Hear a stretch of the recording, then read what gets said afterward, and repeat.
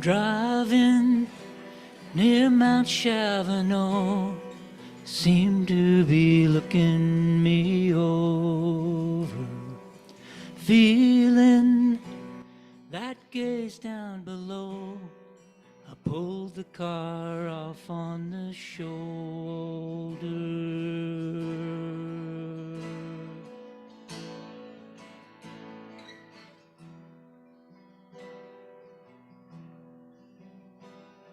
Staring at the rock and the sky, my heart began beating more slowly, till I lost track of time, forgot where it was I was going.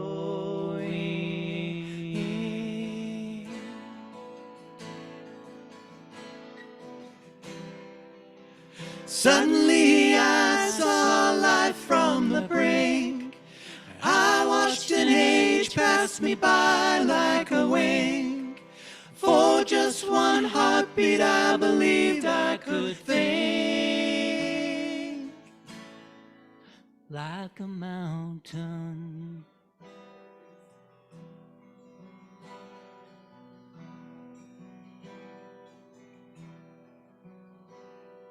Staring, measure our lives by tens and by 20 years only.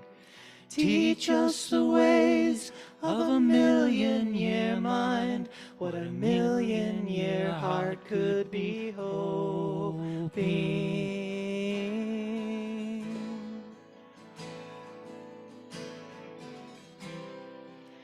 Suddenly I saw life from the brink. I watched an age pass me by like a wink. For just one heartbeat I believed I could think.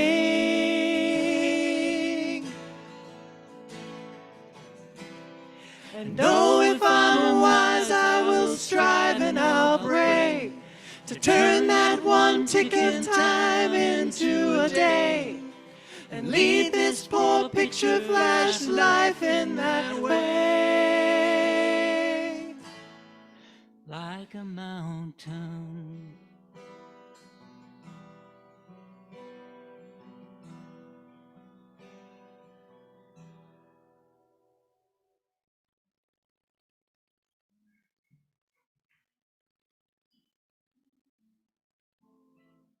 Ascento, Piece of Wild Things by Wendell Berry, and Wild Geese by Mary Oliver. When despair of the world grows in me, you do not have to be good. And I wake in the night, the least sound, in fear of what my life and my children's lives may be. You do not have to walk on your knees for 100 miles through the desert repenting. I go and lie down where the wood drake rests in his beauty on the water and the great heron feeds.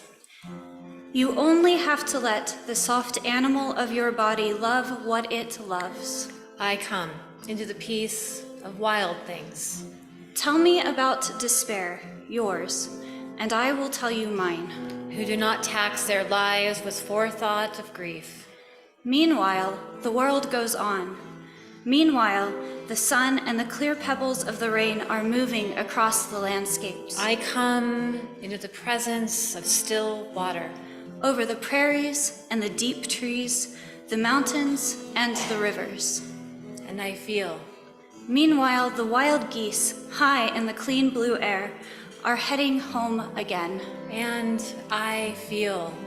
Whoever you are, no matter how lonely, the world offers itself to your imagination, calls to you like the wild geese, harsh and exciting. Above me, the day-blind stars waiting with their light.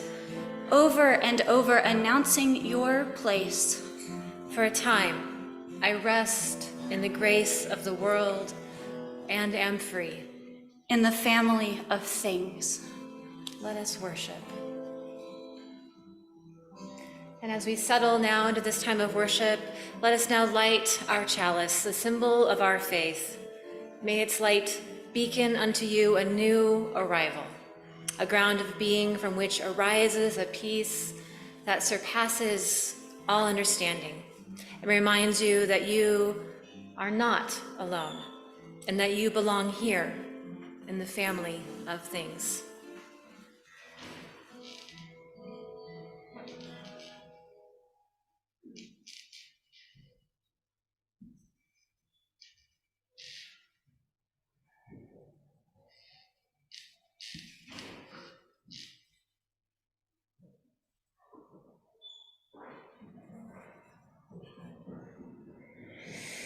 Breathe with me and arrive. Fill your lungs. Stretch your arms to the sky and your feet to the ground, and just breathe, remembering this is a holy place and a time and a space crafted for you, by you, with you, and surrounding us all. Let's take a moment now to greet one another in a spirit of warmth and companionship.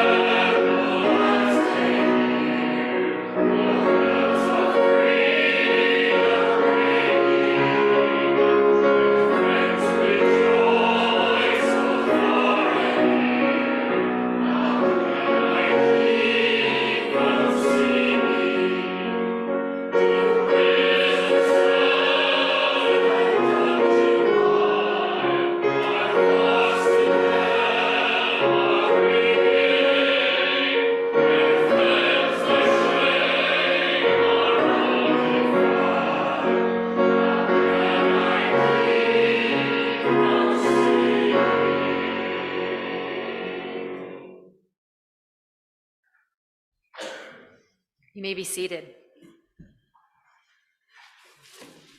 I forgot my accoutrement, so a moment. There we go. Now it's official. We're in church.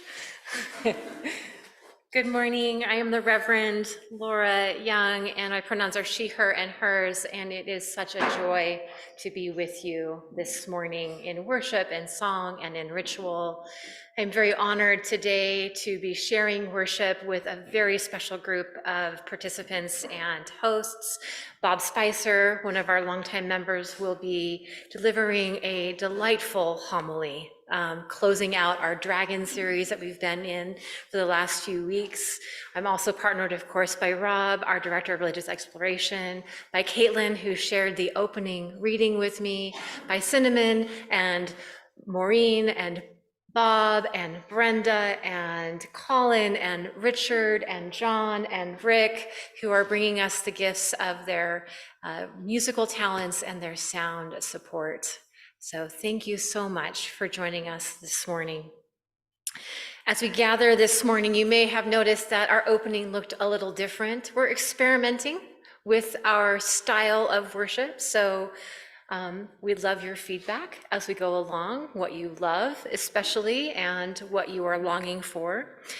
As we gather this morning, let us settle in and acknowledge also that the land that this building and that our lives unfold upon takes place in the ancestral homeland of the Paiute, Goshute, Ute, and Shoshone tribes. And that as Unitarian Universalists, we acknowledge the complex and often violent history that resulted in the ceding of those grounds unwillingly to colonial powers, and that we seek in our words and our actions and in our prayers to bring about a sense of justice and re-enfranchisement for those who have been harmed by those policies as we walk humbly on the ground in a spirit of truth, reconciliation, peace, and kindness for all people. So let us worship. And let us also now enjoy some stories with Rob. Good morning, church. Good morning. I'd like to invite all of our young people and the young hearts to join me up front. Morning, Brooklyn. Isaac, Leo, good to see you this morning. Right. Are we the only three here? Maybe just up here, but this is something that everyone loves to hear, but I'm glad you're able to be up here. So, in our story of the paper dragon, we know that Mi-Fei is kind of voluntold to be the one to go up the mountain to Sujin, the dragon's lair, and implore Sujin to stop terrorizing his village, and convince Sujin to go back to his 100-year slumber. And so Sujin says, okay, I will spare your village, but you have to meet these challenges for me. And so, of course, we know that Sujin the dragon challenges Mi-Fei to bring back fire and wind in paper. And Mi-Fei cleverly does that. And so on his third trip up the mountain, Sujin says, the final thing that I want you to do for me is I want you to go back to your village and bring back to me the strongest thing in your village wrapped in paper. Oh, well, so Mi-Fei goes back to the village and he opens up his scrolls and he begins to paint. Mi-Fei is a young artist and he begins to paint. And what he paints is a picture of the people of his village. Because Mi-Fei understands that the strongest thing that the village has is what? People. The village. What's shared among the people in that village? Community. What do we show to one another when we're in community? Love. Yes. Mi-Fei understands that the strongest thing in the village is love that's shared among the community in the village. And so he takes his scroll, rolls it up, and goes back up the mountain a final time and presents this to Sujin the dragon. And somehow Sujen's heart is transformed. Sujen understands that this love is indeed the most important thing in the village, and perhaps indeed the most important thing that we have as people and as a community. A community that we share with not only other people, but with other living and non-living things. And so Sujen relents, and the village is set free from Sujen's plunder and goes back to his 100-year slumber. And so, in a way, Sujen's heart is transformed. And so I think we, each of you, are able to transform hearts too. You believe that? That sounds like a pretty big thing. Yes, you do? Good.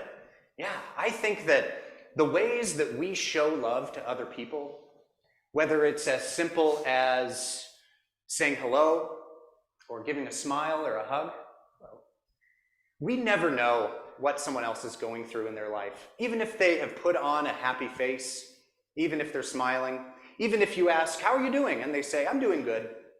Well, that's kind of some small talk that we share all the time, right? How you doing? I'm doing good. But really, a lot of those times, maybe we're not doing good, or those people aren't really doing good. And so even by just saying hello, asking how someone is, offering a hug, if that's comfortable, that is a way that we can show love to others, and we can possibly transform someone's heart. And believe it or not, it is possible. Throughout this whole series of stories about the dragon and water and wind and fire, we've been talking about powerful, positive potential. The potential that we can become, the things that we can become. And so I think that it is entirely possible that someday in your life, you may even show more love to another person than they have ever been shown in their entire life. And that's pretty amazing, and each one of you has the capability to do that. And so I'm so glad you're here this morning, and before we go downstairs, I just wanted to show you, speaking of powerful, positive potential, wow, look at what our blue piece of paper that was folded has become. We have a water dragon. Isn't that cool? I don't know how many folds are in this, but this is quite spectacular. And so potential takes many, many forms. And I think the potential that we share to love is the most important of all. So glad you all are here this morning. For those of you who would like to have an activity downstairs, we have that. We also have childcare available this morning for young toddlers. Ethan Barnett is our childcare provider this morning, and he is already downstairs.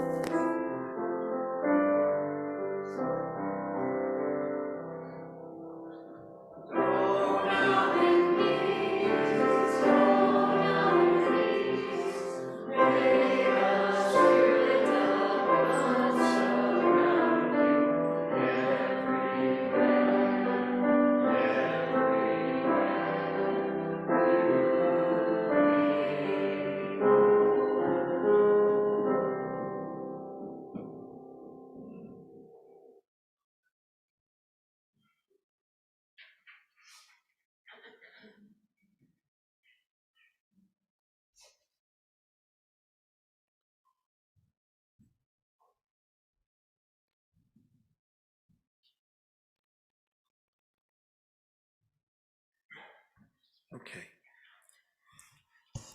This community, our church, and its many ministries are only made possible by the gifts you give of your time, your talent, and your treasure. Many of you pledge monthly to support our work, and for this, we're grateful. Your gifts help to ensure that we're able to live our values of love and justice in the world outside. Part of our ministry at South Valley includes sharing our Sunday worship offerings with a charitable organization that aligns with our principles and values. During the months of September and October, we will be sharing half our worship service offerings with Answer. ANSWER stands for American Nepali Student and Women's Educational Relief. It is dedicated to helping low-caste and impoverished people of Nepal address the problems of poverty through education, primarily by providing educational sponsorships. South Valley UU Society has been sponsoring Bishnu Darayam Kipadi to support him through the years of his university education. This nonprofit educational organization will be the recipient of our September-October offering split. Please be generous in supporting Bishnu in his education. Please join me in reading our offertory words. They are printed in your order of service. We are this church. We're its hands, its heart, its voice. Gathered together, we share the wealth of this community and sustain it with our gifts. We will now accept the offering. For those at home, you are invited to use the giving link in the online order of service.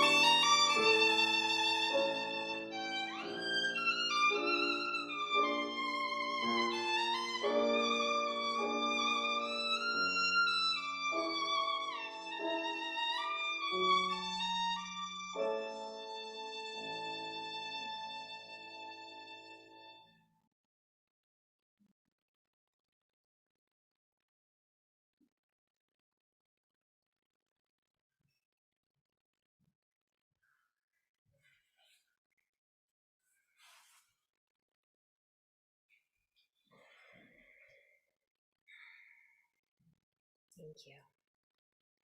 For all that we have received and all we have found the courage to give, may we be truly grateful.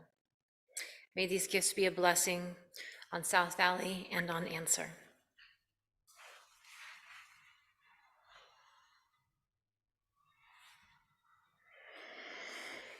All gathered here today are invited to participate in our rituals of joys and sorrows. Those of us who are joining us in our virtual community are invited to use the chat box on Zoom to share with one another and offer kindness and support.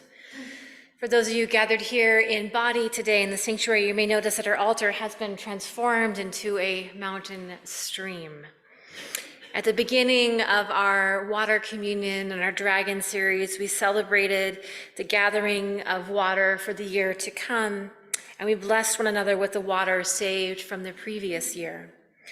Now we are at the close of our time wandering among the dragons, and they've invited us to join them as wise guardians and protectors of our watersheds here in Utah and of this, our most beloved community.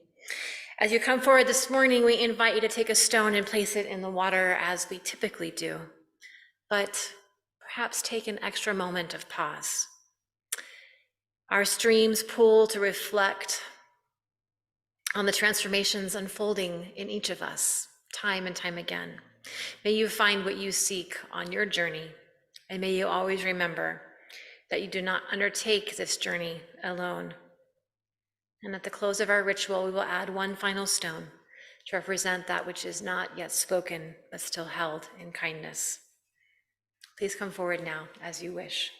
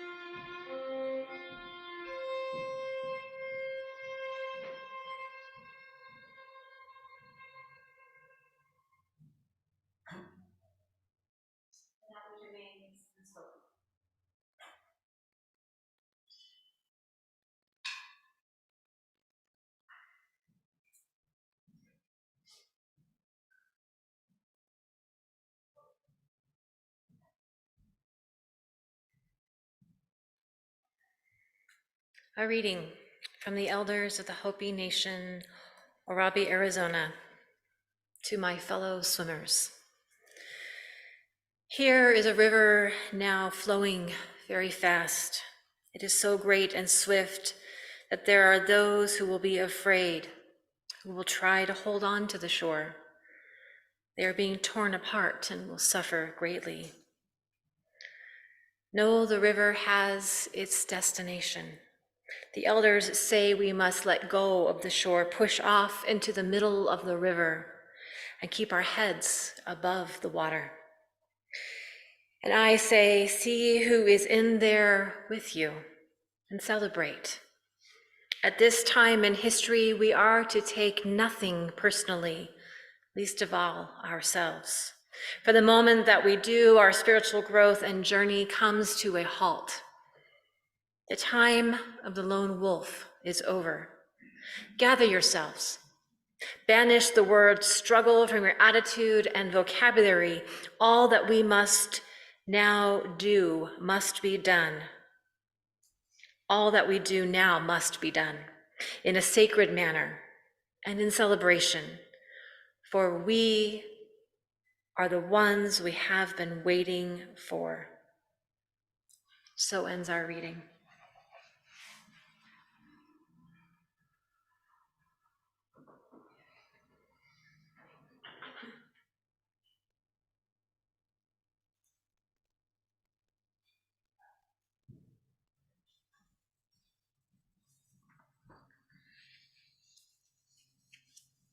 Thank you. In the children's story, we last see Mi Fei on a mountaintop. Let's think now about the way he got there.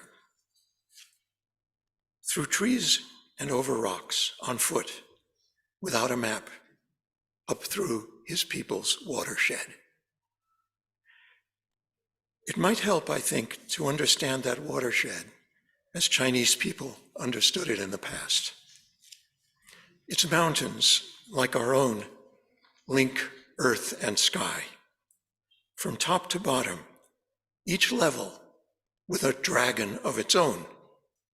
Each dragon, a vital, active part. Start with the sky. Sky dragons do not breathe fire.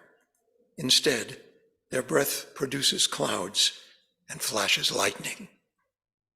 Their energy initiates, produces, sets climate in motion, drives the seasons. Sky dragons, sources of rain and snow, of inspiration, nourishment, and life. The earth receives sky energy and then responds. Its first response is through the mountain watersheds. High rivulets and springs, then lakes and streams connecting to form rivers. Trees grow, crops sprout. Each year, the autumn rains, then winter snows nourish the earth. Downstream, big rivers flow into oceans. To close the cycle, water rises from the sea as vapor, the breath of ocean dragons, and returns across the sky as the sky river, which we call the Milky Way, to come back home into our mountains. The sky's creative energy, the Taoists say, flows from sky to earth through dragon veins, focused streams of energy that connect earth and sky. You can see some in the painting right behind me. Chutes and gullies in the cliffs, also implicit channels hidden in the ground. These currents join to feed the lake, and then they flow through the lake's moraine and down into a canyon that we know. A dragon vein can trace what we would call a route, a specific journey up. While Chinese dragons sometimes do guard treasures, We might broadly understand them to be wise, benevolent, and generous as teachers, leaders, allies, and companions. Hence, a person with compassion, insight, focused energy, and well-earned trust could easily be called a dragon.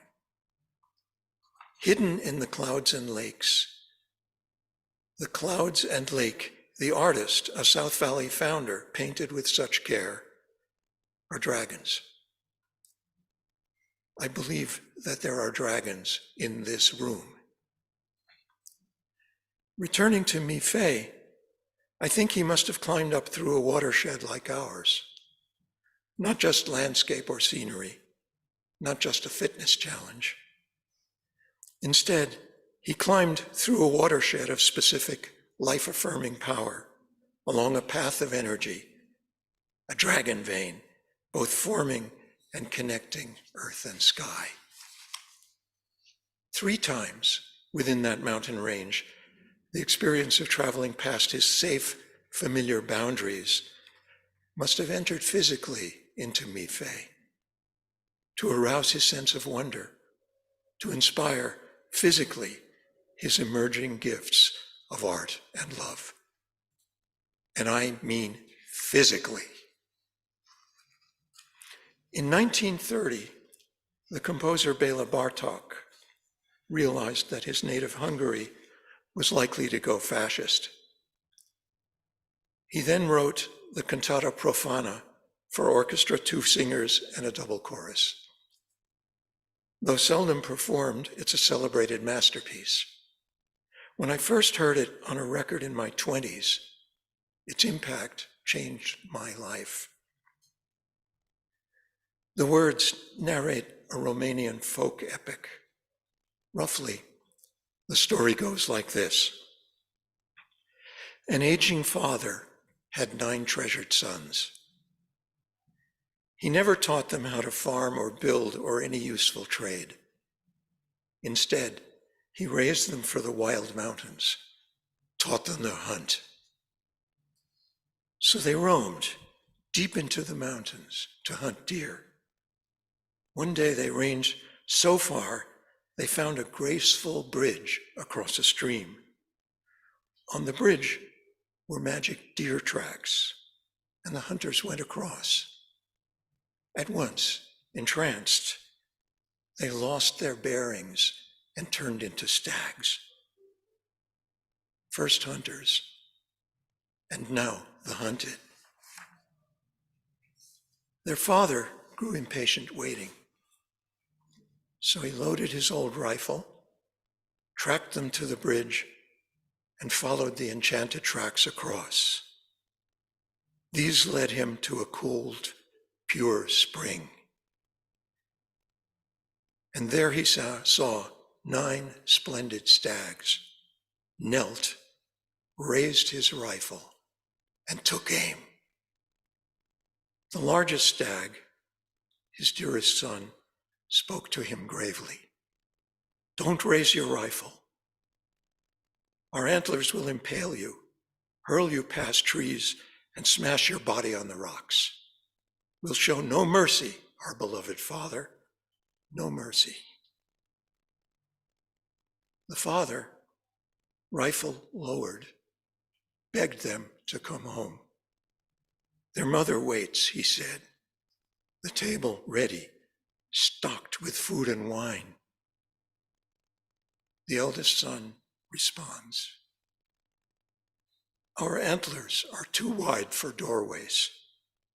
They must travel through the sky. Our bodies cannot hide in clothes. They need to move among the trees.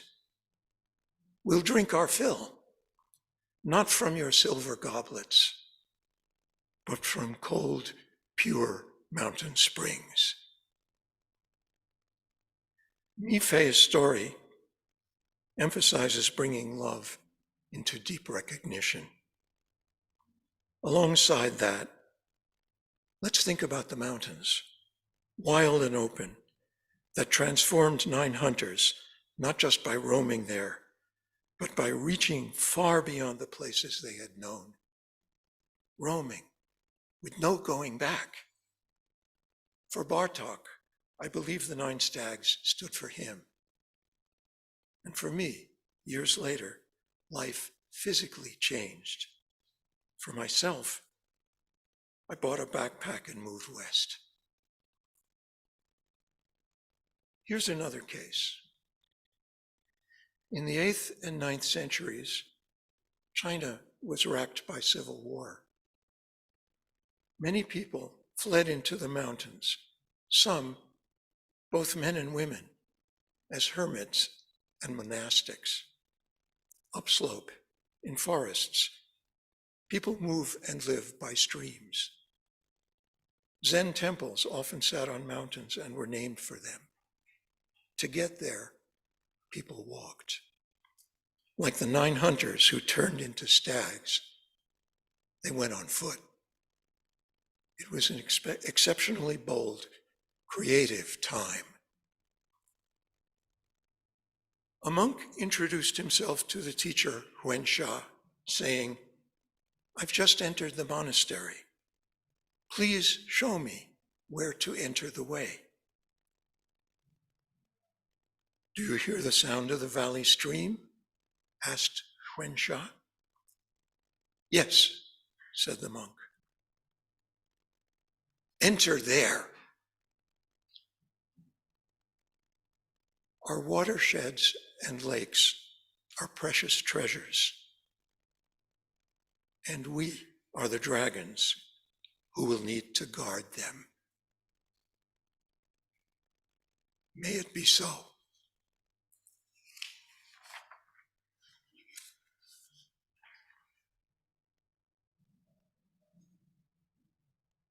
Join me now in a time of meditation, reflection, and prayer. Spirit of the mountain stream, mighty dragons of the sky, we ask for your wisdom. We ask for your guidance as we enter into this unfolding.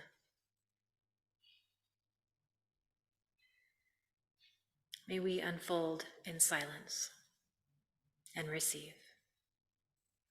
Let us be quiet with one another.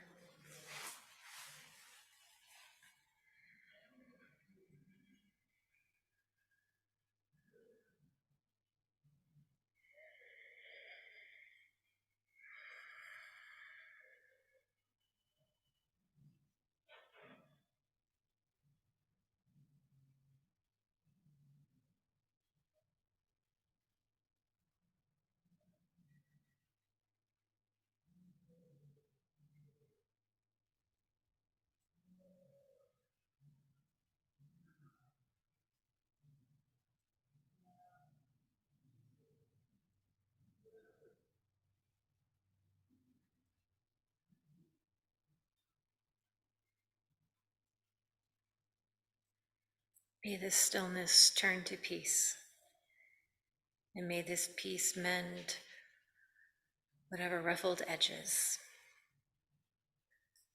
on the side and back and front of your soul are present here today. Amen.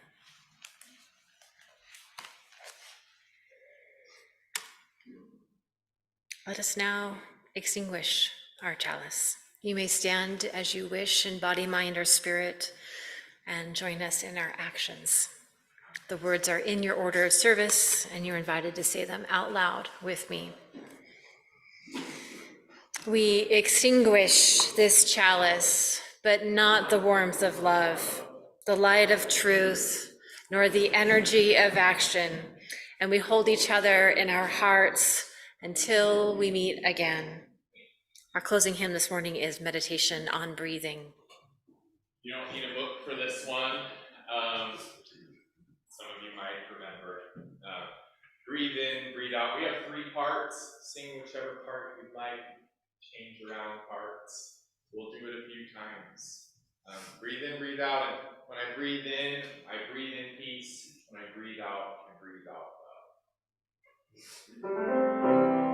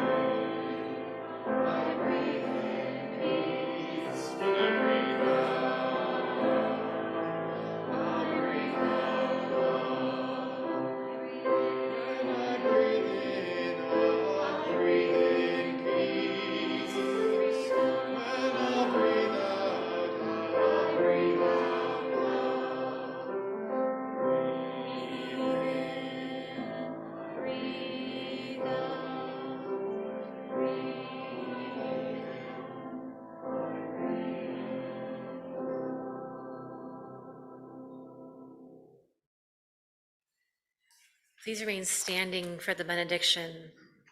This is a blessing the boats by Lucille Clifton at St. Mary's. May the tide that is entering even now, the lip of our understanding, carry you out beyond the face of fear. May you kiss the wind, then turn from it, certain that it will love your back. May you open your eyes to water, water waving forever, and may you in your innocence sail through this to that. Go forth now in peace and be a blessing upon one another and the earth which is underneath your feet. Please be seated for the postlude.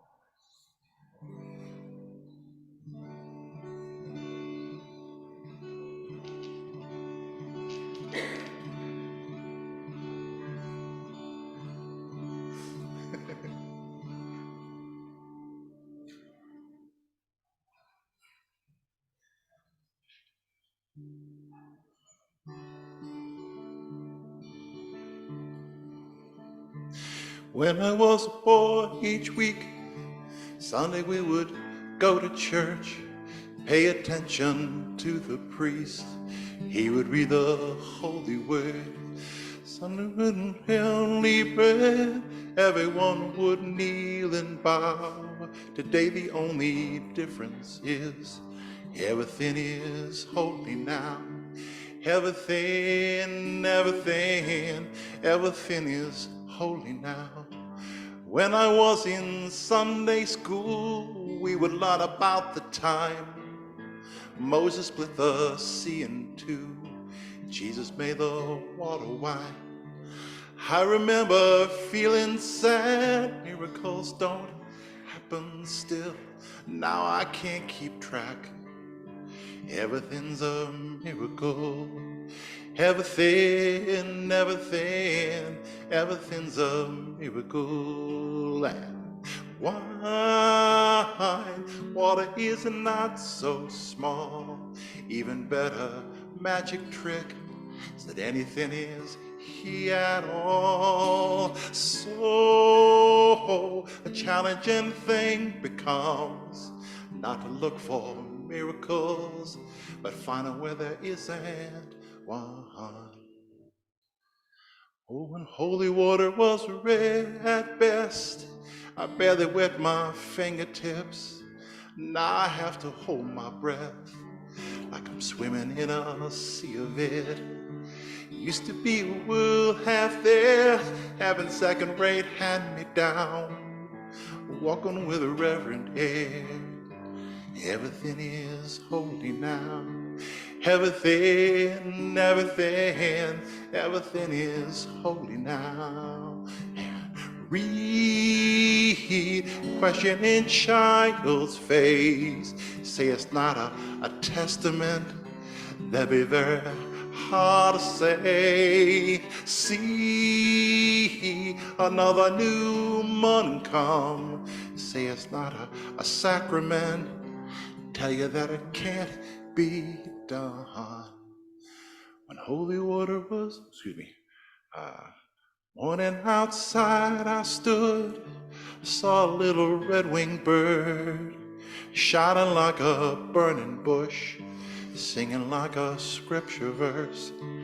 Made me wanna bow my head every time church let out. How things have changed since then. Everything is holy now.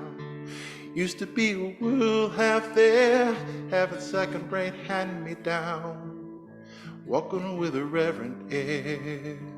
Everything is holy now. Everything, everything, everything is holy now.